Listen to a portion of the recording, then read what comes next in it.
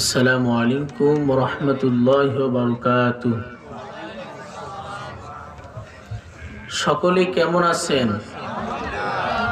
মনে হচ্ছে ঘুমিয়ে গেছেন। কালকের থেকে কিন্তু আজকের আবহাওয়াটা ভালো না খারাপ? আলহামদুলিল্লাহ বলি। শেষ পর্যন্ত থাকবেন তো? শেষ ভালো যার, সব ভালো তার। সারা জীবন ইমানের উপর আছেন, কিন্তু মৃত্যুর সময় যদি বেঈমান হয়ে মারা যায়, ওর কোনো দাম আছে? এতক্ষণ কষ্ট করে থাকলাম, আমরা যদি মুনাজাত করে যেতে পারি, আমাদের জীবনটা ধন্য করে দিবেন কে? আল্লাহ আমাদের সকলকে থাকার তৌফিক দান করুক, বলেন আমিন। আলহামদুলিল্লাহ আলহামদুলিল্লাহি আলিয়্যিয যাতি আযীমিস সিফাতি সামিয়্যিস সিমাতি কাবীরিশ শান জালিলিল কদরি রফিঈদ যিকরি মুতাঈল আমরি জালিয়্যিল বুরহান فخيم الاسم عزيز العلم وسيع الحلم كثير الغفران سريع الحساب شديد العقاب أليم العذاب عزيز السلطان جميل الثناء جسيم العطاء مجيب الدعاء عميم الإحسان ونشهد أن لا إله إلا الله وحده لا شريك له ونشهد أن سيدنا وسندنا وحبيبنا ومولانا محمدا عبده ورسوله أما بعد فأعوذ بالله من الشيطان الرجيم بسم الله الرحمن الرحيم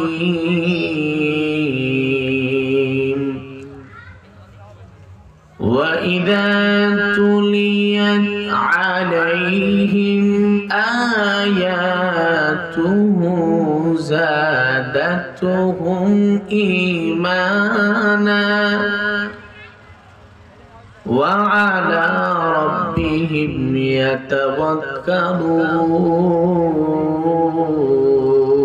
يتوكلون وقال رسول الله صلى الله عليه وسلم المرأة إذا صلت خمسها وصامت شهرها وأحصنت فرجها وأطاعت بعلها فلتدخل من أي أبواب الجنة أو كما قال النبي عليه الصلاة والسلام وقال تعالى في شان حبيبه ومحبوبه ومعشوقه مخبرا وآمرا إن الله وملائكته يصلون على النبي يا أيها الذين آمنوا صلوا عليه وسلموا تسليما একটু মোহাম্মদের সাথে পড়েন বালাগাল উলা বিকামালিহি كشف الدجى بجماله حسنت جميع خصاله صلوا عليه وآله একটু জিকির করি লা ইলাহা একটু ভাষণ সাউন্ড একটু ভাষণ লা ইলাহা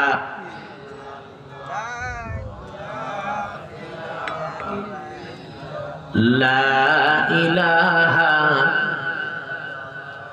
লা ইলাহা আসিয়া বিবি খেলে প্রেমের খেলা ফেরাউন দে তারে নানান জ্বালা আরশ থেকে আল্লাহ বলেন আরশ থেকে আল্লাহ বলেন খুলে দাও জান্নাতের তালা লা ইলাহা লা ইলাহা লা ইলাহা ইল্লাল্লাহু মুহাম্মাদুর রাসূলুল্লাহ সাল্লাল্লাহু আলাইহি ওয়াসাল্লাম আমি কোরআনের সুর মাঝে শুনেছি যে নাম আজানের সুর মাঝেও শুনেছি ও নাম ও নাম শুনেছি আমি আমার হৃদয় হে রাসূল নবীজি তোমার হে রাসূল নবীজি তোমায় আরশের বুকে লেখা অমধুর নাম তামাম আলম কুল জানায় সালাম আরশের বুকে লেখা অমধুর নাম তামাম আলম কুল জানায় সালাম ব্যথিত মানবতা খুঁজে ফিরে হায় হে রাসূল নবীজি তোমার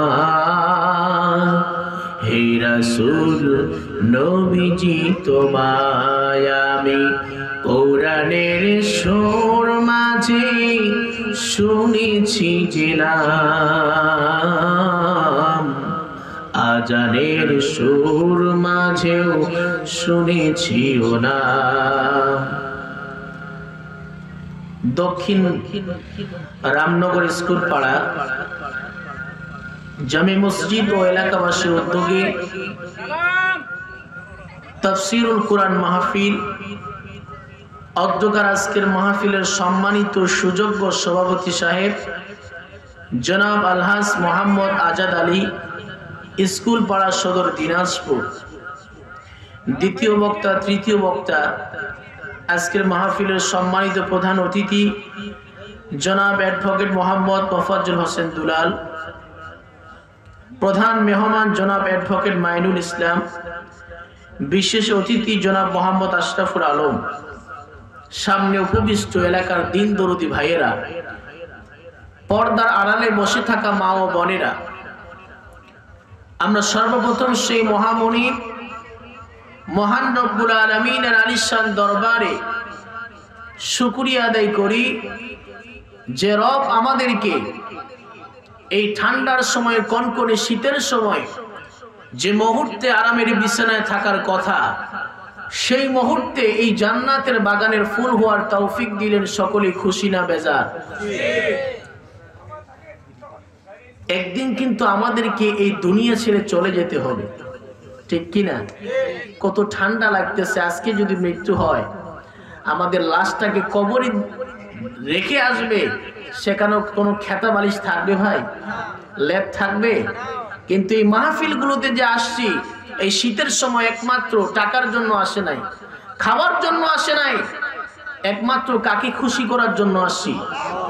মৃত্যুর পরে এই মাহফিলগুলো আল্লাহ তাআলা আমাদের জন্য নাজাতের ওসিলা বানিয়ে দেব, বলেন আমিন। বিগত 16টি বছর ধরে আমরা ঠিক মতো কোরআনের মাহফিলগুলো করতে পারে নাই। যেখানেই মাহফিল করতে গিয়েছি সেখানেই বাধা ছিল। আর কি বাধা আছে? যারা বাধা দিয়েছিল তারা কোথায়? মামুর বাড়ি দিল্লিতে। কোথায়?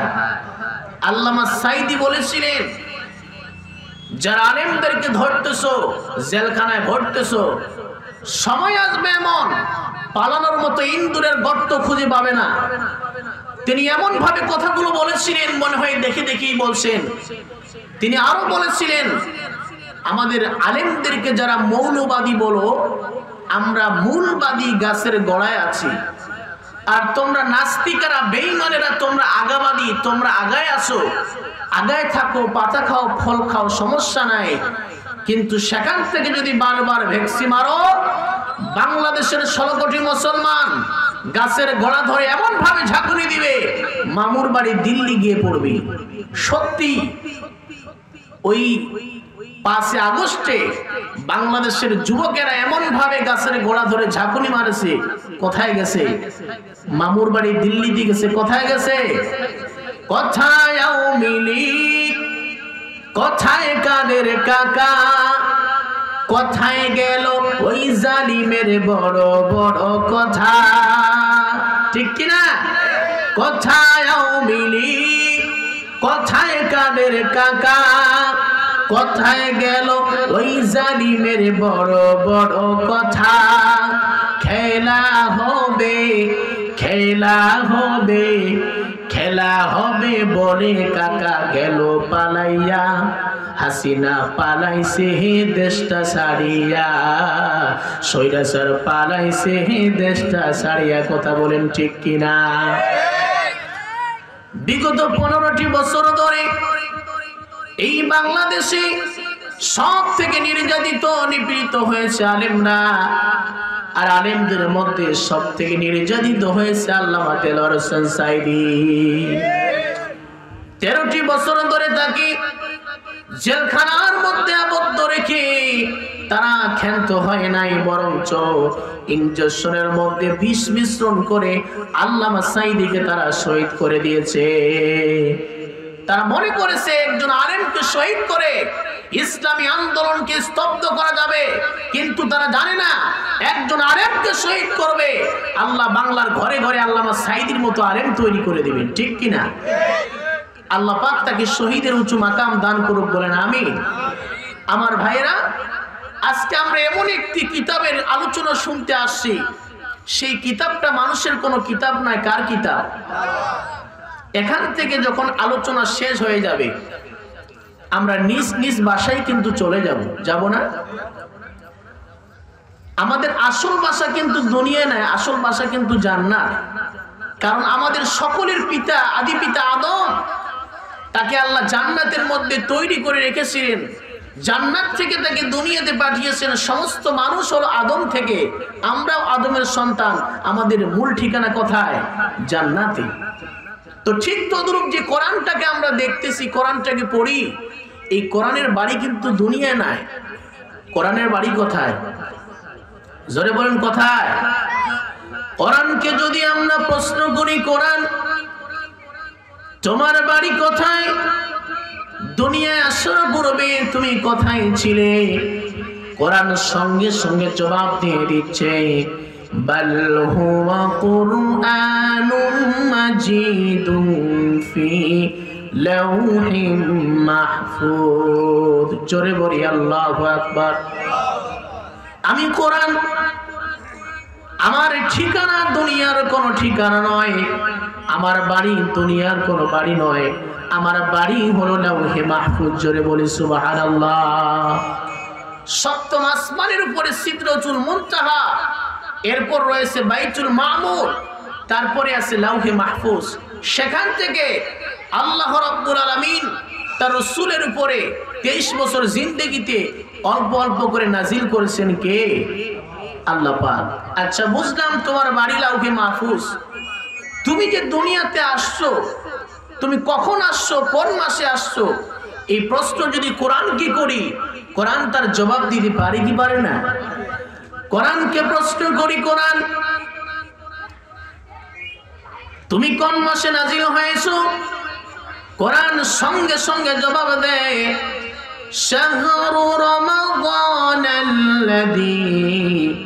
উনজিলা ফীহিল কুরআন হুদাল লিন-নাসি ওয়া বাইয়িনাতিন মিনাল হুদা ওয়াল ফুরকান। জোরে বলি আল্লাহু আকবার। আমি কোরআন মুহররমে আসে নাই, সফর মাসে আসে নাই, জিলহজ মাসে আসে নাই, বরঞ্চ আমি কোরআনকে আল্লাহ রাব্বুল আলামিন এমন একটি মাসে নাজিল করেছেন যে মাসে কোন বান্দা যদি একটা নফল ইবাদত করতে পারে, নফলটাকে ফরজের সমান সওয়াব যে মাসে দেন, সেই মহিমান্বিত রমজান মোবারকে আল্লাহ পাক আমাকে নাজিল করেছেন। বলি সুবহানাল্লাহ। আচ্ছা বুঝলাম তুমি রমজান মাসে নাজিল হয়েছো, তুমি যে রমজান মাসে নাজিল হয়েছো, তুমি কখন নাজিল হয়েছো, দিনে নাকি রাতে? এই প্রশ্ন যদি কোরআনকে করি, কোরআন তার জবাব দিতে পারে কি পারে না? কোরআন সুন্দর করে জবাব দিচ্ছে, ইন্না আনজালনাহু ফি লাইলাতিল কদরি ওয়া মা আদরাকা মা লাইলাতুল কদর লাইলাতুল কদরি খায়রুম মিন আলফি শাহরিন তানাজ্জালুল মালাইকাতু ওয়ার রূহ তানাজ্জালুল মালাইকাতু ওয়ার রূহু ফিহা বিইذনি রাব্বিহিম মিন কুল্লি আমর সালামুন হিয়া হাত্তা মাতলাইল ফাজর। জোরে বলি আল্লাহু আকবার। আমি কোরআন রমজান মাসের আউয়ালে আসে নাই, আউসাতেও আসে নাই, প্রথম দশকেও আসে নাই, দ্বিতীয় দশকেও আসে নাই, শেষ দশকের এমন বেজোড় রাত্রিতে আল্লাহ রাব্বুল আলামিন আমাকে নাজিল করেছেন যে রাতে কোন বান্দা যদি নফল ইবাদত করতে পারে, আল্লাহ রাব্বুল আলামিন ওই ইবাদতটাকে যদি কবুল আর মঞ্জুর করেন, 83 বছর 6 মাস লাগাতার ইবাদত করলে যে সওয়াব হয়, সেই মহিমান্বিত লাইলাতুল কদরের রাতে আল্লাহ আমাকে নাজিল করেছেন। বলি সুবহানাল্লাহ। আচ্ছা বুঝলাম তুমি লাইলাতুল কদরের রাতে নাজিল হয়েছো, তুমি কেন নাজিল হয়েছো, কারণটা কি, দুনিয়াতে কেন আসছো? এই প্রশ্ন যদি কোরআনকে করি, কোরআন সঙ্গে সঙ্গে জবাব দিয়ে দিচ্ছে।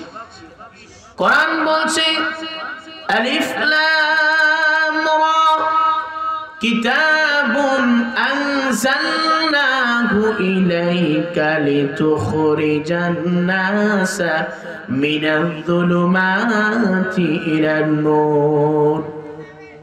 আল্লাহ রাব্বুল আলামিন আমি কোরআনকে এই কারণেই নাজিল করেছেন যাতে করে অন্ধকারের পথ থেকে, জাহান্নামের পথ থেকে জাহান্নামী বান্দাদেরকে যেন জান্নাতের পথে নিয়ে আসা যায়। এই জন্য আমি কোরআনকে আল্লাহ পাক নাজিল করেছেন। বলি সুবহানাল্লাহ। এই কোরআন যদি আমাদের ব্যক্তি জীবনে, সামাজিক জীবনে, পারিবারিক জীবনে, রাষ্ট্রীয় জীবনে সেট করি, শান্তি আসবে কি আসবে না বলেন? এমন একটা যুগ ছিল যে যুগে কোরআনের আইন ছিল যে ধর্ষণ করবে তাকে পাথর মেরে শেষ করে দাও। সেই যুগে, নবীদের যুগে কোরআনের আইন ছিল, যার কারণে অমাবস্যার রাতে, অন্ধকার রাত্রিতে সুন্দরী নারীরা হেঁটে যাইতো, কেউ তার দিকে ধর্ষণ করা তো দূরের কথা, চোখ দিয়ে তাকানোর সাহস পেত না। কিন্তু আজকে বাংলাদেশে কোরআনের আইন না থাকার কারণে 70 বছরের বৃদ্ধা নারী থেকে নিয়ে 5 বছরের শিশু পর্যন্ত ধর্ষণ হয়, ঠিক কিনা? কিন্তু কোরআনের আইন যদি থাকে, সমাজে কি সুখ শান্তি আসবে কি আসবে না বলে? এই জন্য আল্লামা ইকবাল কবি বলেন, ओ जमाने में मुअज़्ज़ज़ थे हम मुसलमान होकर, और तुम खारे के हो ये तारे के कुरआ होकर।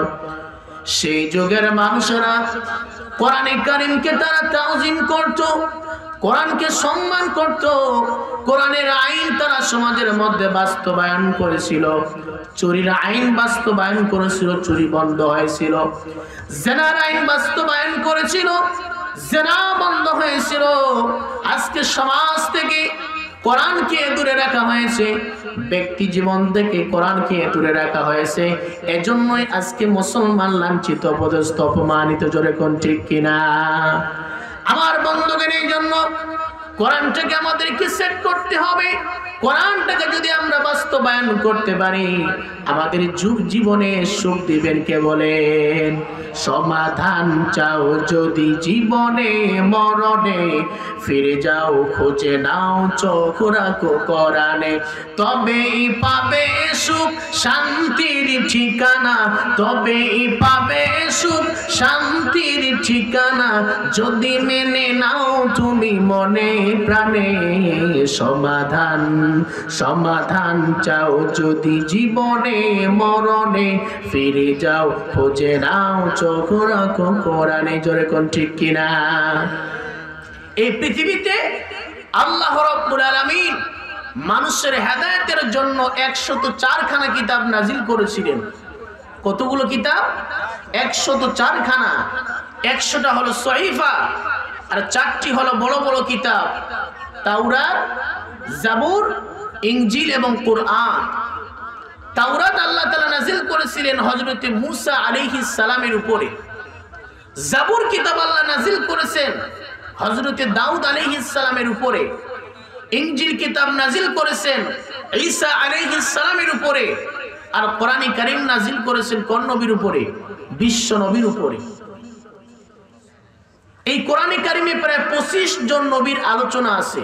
কতজন নবীর? 25 জন। সব থেকে বেশি যে নবীর আলোচনা আছে সেই নবীর নাম কি বলেন তো? হযরত মুসা আলাইহিস সালামের। কোন নবীর? মুসা আলাইহিস সালামের। মূল ঘটনা কিন্তু শুরু হবে এখন, একটু মনোযোগ সহকারে শুনেন। আর মুসা আলাইহিস সালামের উপরে যে কিতাব নাজিল হয়েছিল, তাওরাত কিতাব, এই কিতাবে সব থেকে বেশি যে নবীর আলোচনা ছিল সেই নবীর নাম আমাদের প্রিয় নবী মুহাম্মদুর রাসূলুল্লাহ সাল্লাল্লাহু আলাইহি ওয়াসাল্লামের। 1-2 জায়গায় আলোচনা ছিল না, 4500 জায়গায় তাওরাত কিতাবে আমাদের নবীর আলোচনা ছিল। সুবহানাল্লাহ বলে। তো কোরআনে কারীমের যেমন হাফেজ সাহেব রয়েছে, তাওরাত কিতাবের একজন হাফেজ ছিল, তার নাম হলো কফিল উদ্দিন। নাম কি? কফিল উদ্দিন। কফিল উদ্দিন তাওরাত কিতাব খুলে দেখে তাওরাত কিতাবের মধ্যে 4500 জায়গায় আখিরি জামানার নবী মুহাম্মদের নাম। তার হিংসা জাগলো, আমার নবীর কিতাবে অন্য নবীর নাম কেন থাকবে? যত জায়গায় মুহাম্মদ নামগুলো আছে সব নামগুলো কেটে দিয়ে মুসা নবীর নাম বসাই দিয়েছে। এই কাজ করে সে রাতের বেলা যখন ঘুমিয়েছে, মধ্যরাতে কফিল উদ্দিন উঠে দেখে সে গুইসাব হয়ে গিয়েছে। চিন্তা করে আমি গুইসাব কেন হলাম? সে চিন্তা করে দেখে আমি তো গত রাত্রে 4500 জায়গা থেকে তাওরাত কিতাব থেকে বিশ্বনবী মুহাম্মদের নাম কেটে দিয়েছি। এই কারণে আল্লাহ পাক অভিশপ্ত গুইসাব আমাকে বানিয়ে দিয়েছে। সে চিন্তা করে সকালবেলা যদি স্ত্রী সন্তান আমাকে দেখে বিছানার মধ্যে গুইসাব, ঝাড়ু দিয়ে পিটনি শুরু করবে কি করবে না? আর থাকা যাবে না। যে রাস্তা দিয়ে মুসা আলাইহিস সালাম আল্লাহর সঙ্গে দেখা করার জন্য যান, সেই রাস্তায় ওই কফিল উদ্দিন গুইসাব বসে আছে, মুসা নবীকে তার কথাগুলো বলবে। পরের দিন যখন হয়ে গেছে, মুসা আলাইহিস সালাতু ওয়াস সালাম আল্লাহ তাআলার সাথে কথা বলার জন্য তুর পাহাড়ে রওনা দিয়েছেন। পিছন থেকে কফিল উদ্দিন গুইসাব ডাক দিয়েছে, হে আল্লাহর পয়গম্বর। যখন ডাক দিয়েছে, মুসা আলাইহিস সালাম বুঝতে পেরেছেন এটা তো আমার কফিল উদ্দিনের আওয়াজ। পিছনে ঘুরে দেখে কফিল উদ্দিন গুইসাব হয়ে গিয়েছে। মুসা আলাইহিস সালাতু ওয়াস সালাম কফিল উদ্দিনকে ডাক দিয়ে বলে, কফিল তুমি গুইসাপ কেন হয়েছো? কফিলউদ্দিন চোখের পানি ছেড়ে দিয়ে বলে, আল্লাহর পয়গম্বর, গত রাত্রে আমি ৪৫০০ জায়গা থেকে বিশ্বনবী মুহাম্মদের নাম কেটে দেওয়ার কারণে আল্লাহ রাব্বুল আলামিন আমাকে অভিশপ্ত গুইসাপ বানিয়ে দিয়েছেন। মুসা আলাইহিস সালাম বললেন, এ কফিলউদ্দিন, তুমি এই কাজ কেন করতে গিয়েছো? কফিলউদ্দিন ডাক দিয়ে বলে, পয়গম্বর, আমার তো ভুল হয়ে গেছে। আপনি তো আল্লাহর সঙ্গে কথা বলার জন্য তুর পাহাড়ে যাচ্ছেন। বিদায় লগ্নে আল্লাহ তাআলা কি বলবেন? আল্লাহ তাআলা যেন আমাকে পূর্বের হালতে ফিরিয়ে দেন, আমাকে মানুষের আকৃতির জন্য বানাইয়া দেন। মুসা পয়গম্বর বললেন, ঠিক আছে, আমি তোমার কথা আল্লাহকে বলবো। হযরত মুসা আলাইহিস সালাম তুর পাহাড়ে যখন চলে গেলেন, কথাবার্তা আল্লাহর সঙ্গে শেষ করার পর বিদায় লগ্নে আল্লাহ তাআলাকে ডেকে বললেন, আল্লাহ, আমার একজন উম্মত কফিলউদ্দিন তাওরাত কিতাবের হাফেজ। আল্লাহ তাআলা তাওরাত কিতাব থেকে ৪৫০০ জায়গা থেকে বিশ্বনবী মুহাম্মদের নাম কেটে দেওয়ার কারণে তুমি তাকে অভিশপ্ত গুইসাপ বানিয়ে দিয়েছো। আয় আল্লাহ, আমি তার হয়ে ক্ষমা চাচ্ছি। আল্লাহ, তুমি তাকে মানুষ বানাইয়া দাও। আল্লাহ বললেন, মুসা রে, আমার সঙ্গে বেয়াদবি করলে আমি মাফ করতাম, কিন্তু আমার বন্ধুর সঙ্গে বেয়াদবি করেছে, আমার বন্ধু না মাফ না করা পর্যন্ত আমি আল্লাহ তাকে মাফ করব না। মুসা আলাইহিস সালাম বলেন, আল্লাহ, মাফ চাইতে হলে তো লোকটা বেঁচে থাকা লাগবে, কিন্তু যেই নবীর কাছে মাফ চাইবে সেই নবী তো এখনো দুনিয়ার মধ্যে আসে নাই। তাহলে আপনার কাছে দোয়া করি, আপনি আমার কফিলউদ্দিনের হায়াতকে বিশ্বনবী পর্যন্ত বাড়াইয়া দেন। আল্লাহ বলেন, ঠিক আছে, তোমার দোয়াকে আমি মঞ্জুর করলাম। কফিলউদ্দিনের হায়াতকে আল্লাহ বাড়াইয়া দিলেন। এই কফিলউদ্দিন শত শত বছর ধরে ইরাক থেকে মদিনায় যখন আসছে, বিশ্বনবী দুনিয়ার মধ্যে আগমন করেছেন, নবুয়ত প্রাপ্ত হয়েছেন। কফিলউদ্দিন গর্তের মধ্যে থেকে চিন্তা করে, আমাকে তো মাপ চাইতে হবে বিশ্বনবীর কাছে, কবে না মারা যায়। গর্ত থেকে বের হয়ে নবীর সঙ্গে সাক্ষাৎ করার জন্য যখন যাচ্ছেন, পথিমধ্যে আবু জেহেলের সঙ্গে দেখা। আবু জেহেল দেখে, বাপ রে বাপ, বিশাল বড় সাপ। সাপটাকে সে মেরে থলির মধ্যে ভরে রাসূলের কাছে গিয়ে বলছে, ভাতিজা মুহাম্মদ, তুমি নাকি নবী হইছো? আচ্ছা বলো তো, আমার এই থলির মধ্যে কি আছে বলো। আচ্ছা, সাধারণ একটা মানুষ কি বলতে পারবে? একটা মানুষ যদি ব্যাগের মধ্যে কোনো কিছু নিয়ে আমাদের কাছে আসে, বলে, ভাই ব্যাগের মধ্যে কি আছে বলেন তো, আমরা কি পারবো? রাসূল বলছেন, চাচা, ব্যাগের মধ্যে কি আছে আমি যদি বলতে পারি, আমার লাভ কি, ফায়দা কি? আবু জেহেল কয়, তোর চাচি শুদ্ধা ইসলাম ধর্ম গ্রহণ করলো। বলে, তাই নাকি? বলে, হ্যাঁ। বলে, চাচা আমি বলবো নাকি আপনার ব্যাগের ভিতরে যে জিনিসটা আছে ওই জিনিসটা বলবে? সুবহানাল্লাহ বলেন। আল্লাহর পয়গম্বর বিশ্ব নবী কফিলউদ্দিনের নাম ধরে যখন ডাক দিয়েছে, কফিল নাম ধরে যখন ডাক দিয়েছে, কফিলউদ্দিন জীবিত হয়ে কিলবিল করা শুরু করে দিয়েছে। আবু জেহেল যখন ভয়ে ছেড়ে দিয়েছে, কফিলউদ্দিন গুইসাপ মাথা বের করে বিশ্বনবীর পায়ে যখন চুমু খেয়ে যখন মাপ চেয়েছে, আল্লাহর পয়গম্বর যখন মাফ করে দিয়েছে, কফিলউদ্দিন অবিকল মানুষ হয়ে গেছে। জোরে বলি সুবহানাল্লাহ। আবু জেহেল করে, বাপ রে বাপ, ও মুহাম্মদ ভাতিজা, তোমার মতো জাদুঘর এই পৃথিবীতে দ্বিতীয়টা নাই। জোরে কোন নাউজুবিল্লাহ। এত বড় মুজিজা দেখার পরও বলে কি জাদুকর? কারণ হেদায়েতের মালিক কে? আল্লাহ। শেষ তার চোখ দিয়ে রাসূলকে দেখেছে, কিন্তু ঈমান গ্রহণ করার তৌফিক হয় নাই, কারণ হেদায়েতের মালিক একমাত্র কে? আল্লাহ রাব্বুল আলামিন।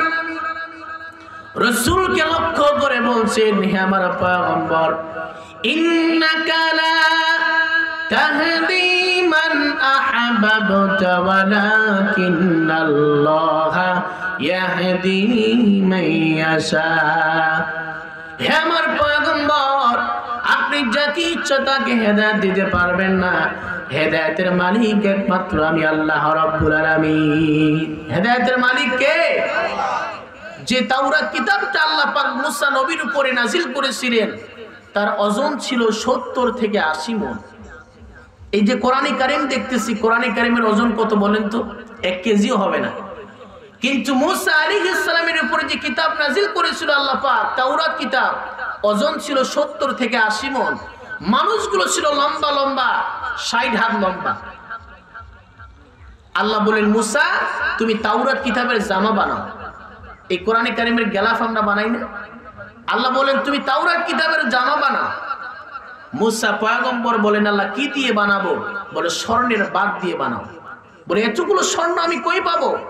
আল্লাহ বলে স্বর্ণে তুমি চিন্তা করো না, তোমাকে একটা পরশ পাথর দিচ্ছি। এই পাথরের বৈশিষ্ট্য হলো যেই জায়গায় লাগবে, কাঠের মধ্যে লাগলে কাঠটা পর্যন্ত স্বর্ণ হয়ে যাবে। সুবহানাল্লাহ বলে। পরশ পাথরের আমরা নাম শুনেছি, কিন্তু কোনোদিন কি দেখেছি? এই পাথরের বৈশিষ্ট্য হলো যদি কাঠের মধ্যে লাগে কাঠটাকে স্বর্ণ বানিয়ে দিবেন কে? আল্লাহ পাক। আল্লাহ বলেন শোনো, তোমাকে পরশ পাথর দিচ্ছি, এই পাথরটা যেখানে রাখবে সেই জায়গাটা স্বর্ণ হয়ে যাবে। ওই স্বর্ণ দিয়ে আমার তাওরাত কিতাবের জামা বানাবে। মুসা নবী বলেন ঠিক আছে। আল্লাহ রাব্বুল আলামিন মুসা আলাইহিস সালাতু ওয়াস সালাম কি পরশ পাথরটা যখন দিলেন, মুসা আলাইহিস সালামের চাচাতো ভাইয়ের নাম ছিল কারুন। কারুন ছিল স্বর্ণকার। মুসা পয়গম্বর কারুনকে ডাক দিয়ে বলে, কারুন এই পরশ পাথরটা তোমাকে আমি দিলাম, যে জায়গায় রাখবে ওই জায়গাটা স্বর্ণ হয়ে যাবে, আর ওই স্বর্ণ দিয়ে তুমি তাওরাত কিতাবের জামা বানাবে। তাকে যখন পরশ পাথরটা দিয়ে দিল, কারুন তাওরাত কিতাবের জামা বানার পর পরশ পাথর আর ফেরত দেয় না, বিভিন্ন টাল বাহানা শুরু করে দিয়েছে। কিতাবের মধ্যে আসে তার সম্পদ এত বেশি হয়ে গিয়েছিল, গুদামের চাবি বহন করার জন্য 70 থেকে 80টা গাধা লাগতো। এতগুলো সম্পদ হয়েছিল যে কারুনের সম্পদের গুদামের চাবি বহন করার জন্য 70 থেকে 80টা গাধা লাগতো। তাহলে সম্পদ কতগুলো দেখেন। আল্লাহ বলে শোনো, তুমি কারুনকে গিয়ে বলো সে যেন সম্পদের যাকাত দেয়। কারণ যাদের উপর যাকাত ফরজ হয়েছে, নামাজ যেমন ফরজ, যাকাত দেওয়াও কি। আজকে বাংলাদেশে 95% ধনী মানুষেরা যাকাত দেয় না। যদি যাকাত দিত, আল্লাহর কসম করে বলি, বাংলাদেশে কোনো গরিব মিসকিন থাকতো না। ঠিক কি না? মুসা আলাইহিস সালাতু ওয়াস সালাম কারুনকে ডেকে বলে, কারুন তোমার সম্পদ অনেকগুলো হয়ে গিয়েছে, তুমি সম্পদের যাকাত দাও, যাকাত দাও। কারুন চিন্তা করে, মুসা আমার সম্পদের দিকে লোভ করেছে, তাকে একটা অপবাদ দিতে হবে। মুসা আলাইহিস সালাতু ওয়াস সালাম যখন বাড়িতে চলে আসছেন, এদিকে কারুন নষ্ট একটা মহিলা ঠিক করেছে, মহিলা শোনো, আগামীকালকে ঈদের দিন যত টাকা লাগে আমি তোমাকে দিব, শর্ত হলো আগামীকালকে ঈদের দিন মুসা মানুষের সামনে ভাষণ দেবে আর তুমি তাকে মিথ্যা অপবাদ দিবে। জোরে কোন নাউজুবিল্লাহ। মুসা আলাইহিস সালাম পরের দিন ঈদের দিন যখন মাঠের মধ্যে ভাষণ দিচ্ছেন, মহিলা সামনে থেকে দাঁড়িয়ে বলছে, হে মুসা, গত রাত্রে তুমি আমার সঙ্গে জেনা করে আজকে সুন্দর সুন্দর কথা বলছো। এই কথা যখন বলেছে, মিথ্যা অপবাদ দিয়েছে। মুসা নবীর রাগ কম না বেশি বলেন? বেশি ছিল। সব থেকে বেশি মুসা পয়গম্বরের রাগ। যখন পাগড়ি ধরে টান মেরেছে, পাগড়ির মধ্যে আগুন ধরে গেছে, ভয়ে ওই মহিলা প্রসাব করে দিয়েছে। মুসা আলাইহিস সালাতু ওয়াস সালাম বলে, এই মহিলা সত্য কথা বল, এই কথা তোকে কে বলতে শিখিয়ে দিয়েছে?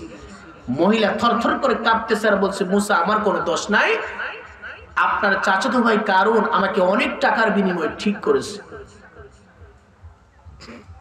মুসা আলাইহিস সালাম বলে, কারুন তুমি এই কাজ কেন করেছো? বলে তুমি সম্পদ চেয়েছো এই কারণে। বলে সম্পদ তো আমি চাইনি, আল্লাহ তোমাকে সম্পদ দিতে বলেছে, যাকাত দিতে বলেছে, এই জন্য আমি তোমার কাছ থেকে চেয়েছি। আল্লাহ আমি ডাইরেক্ট বিচার চাই। আল্লাহ বলেন, মুসা তুমি আজকে যা বলবে তাই হবে। মুসা আলাইহিস সালাতু ওয়াস সালাম জমিনকে বলল,